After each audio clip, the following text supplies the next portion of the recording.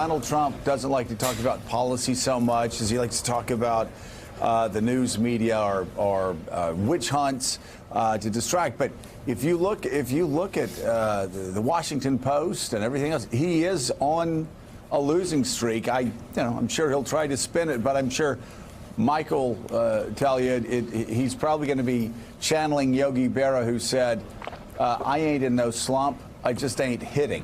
Well, Donald Trump is not hitting in really the three key areas of his presidency right now, and the failures are out there for everybody to see. Yeah, it's quite something. We're going to get to that in just a moment. We have so much going on. Michael Cohen's return to Congress and the documents he reportedly gave lawmakers. Homeland Security Secretary Kirstjen Nielsen grilled by lawmakers in a contentious hearing on border security. Former White House Chief of Staff John Kelly dodging questions about whether or not the president intervened to get security clearances for his daughter Ivanka and son-in-law Jared Kushner. And the Democratic National Committee barring Fox News from hosting any presidential primary debates. We'll talk about that, but we'll begin with what you just referenced to, Joe. The Washington Post frames it as a losing streak for President Trump on core promises from his 2016 campaign. Quoting the Post, Trump is losing ground on top priorities to curb illegal immigration, cut the trade deficit, and blunt North Korea's nuclear threat. Setbacks that complicate his planned re-election message as a can-do president who is making historic progress. 1 week ago, the president came away empty-handed from a second face-to-face summit with North Korea's Kim Jong-un. And within 48 hours, satellite images appeared to show that the Kim regime was secretly rebuilding a long-range rocket site. On Tuesday, DHS announced that February had the highest total number of undocumented immigrants crossing the border in 12 years, showing a failure in Trump's promise to secure the border nearly 800 days into his presidency. And on Wednesday, the Commerce Department said the U.S. trade deficit in 2018 went above $891 billion in merchandise, the largest in the nation's 243-year history, due in large part to Trump's trade war. Joe, I mean, I don't know how he spins it. He'll try, but it's not looking good. Well, yeah, and you know what's so fascinating about these areas about Donald Trump, these policy areas? We often talk about how Donald Trump just adopted the Republican Party. He just pretended to be conservative. He just, like, for instance, he flip-flopped on gun control. He was a very aggressive advocate of gun control for most of his life. And then suddenly he decided he was going to be a Republican and changed. He was very much a believer in choice for women on abortion. He was pro-choice all of his life. That changed. But, Willie, what we have here is grand failure on the core values that Donald Trump has always believed in. You could talk about immigration and his anti-immigrant zeal.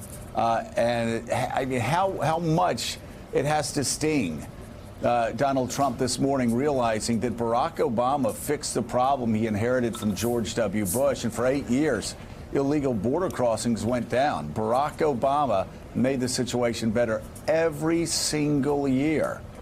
And now this year, of course, because of Donald Trump's policies, and perhaps maybe even the panic that it's caused, we're at a 12-year spike.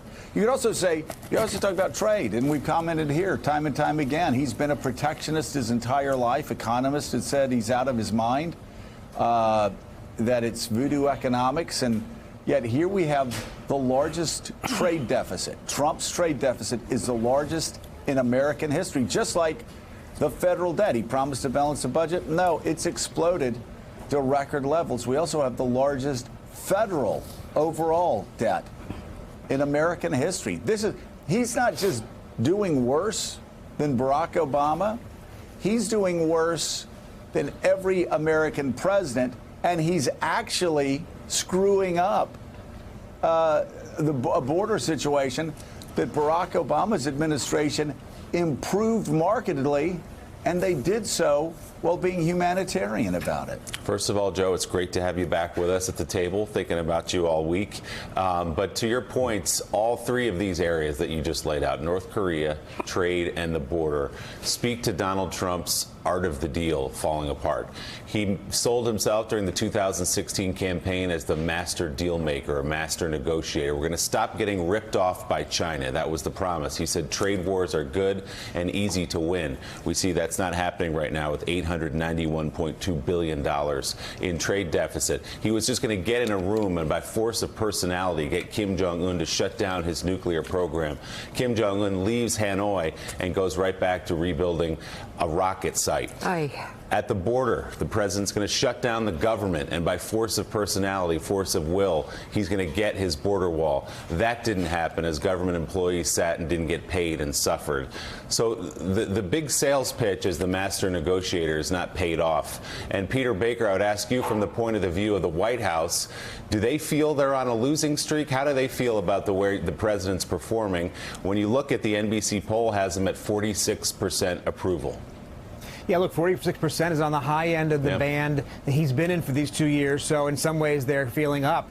There are other statistics they would point to as being positive indicators. For instance, the president had a number of business leaders yesterday to talk about the labor shortage, that in fact that the problem is no longer that there aren't enough jobs for Americans, but there are not enough Americans for the jobs.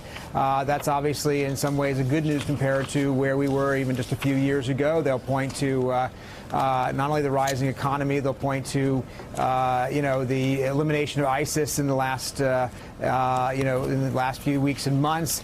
The president yesterday had a hostage named Danny Birch into the Oval Office who just got rescued in Yemen. So they'll point to various things that they consider to be, signs of achievements, and that the drawbacks and the setbacks that we're talking about here, they always characterize as either temporary or the result of other people's, issues, particularly Democrats in Congress for failing to work with the president and focusing on investigations rather than progress. So everybody has their own narrative. When a president gets in trouble, there's usually something they can point to where they feel like they're making progress. But the question is whether it ultimately drags down the public view of how that president is doing.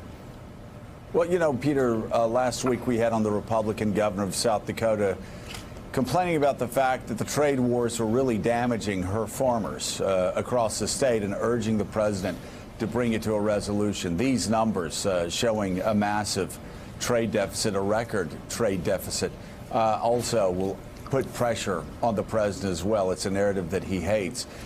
What are the chances that this will move Donald Trump closer to striking a deal with the Chinese, a global deal, sort of a global, so to speak, with China trade deal? Yeah, the irony is that his tariff war with China has depressed the Chinese economy, which means that they're not buying our products nearly as much as they were, which means that the trade deficit is going up rather than down. Now, most economists say there are a variety of factors also playing into that are not Donald Trump's responsibility specifically, and they also say that the trade deficit is not the be-all and end-all measure of whether we're doing well as an economy. But the president has made it that. The president characterizes the trade deficit as a major problem, and so by his own metric, the metric that he himself set, meaning that we need to bring that trade deficit down, he obviously is not succeeding because it's higher than ever.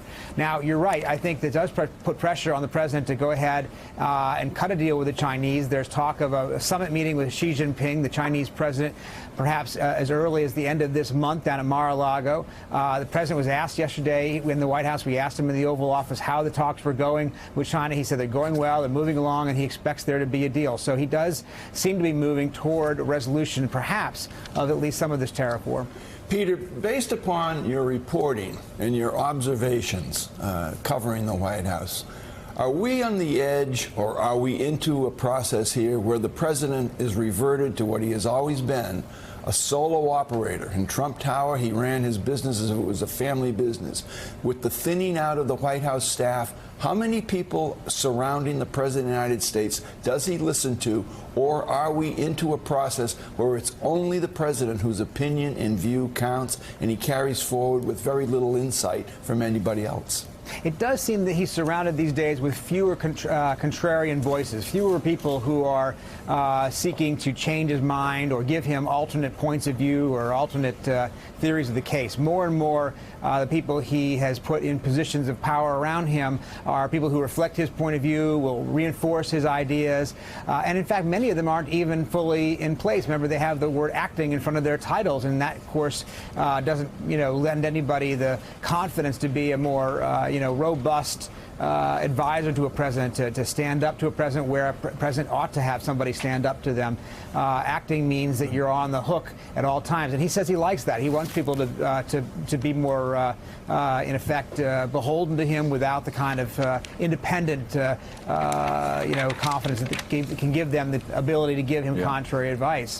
Thanks for checking out MSNBC on YouTube, and make sure you subscribe to stay up to date on the day's biggest stories. And you can click on any of the videos around us to watch more from Morning Joe and MSNBC. Thanks so much for watching.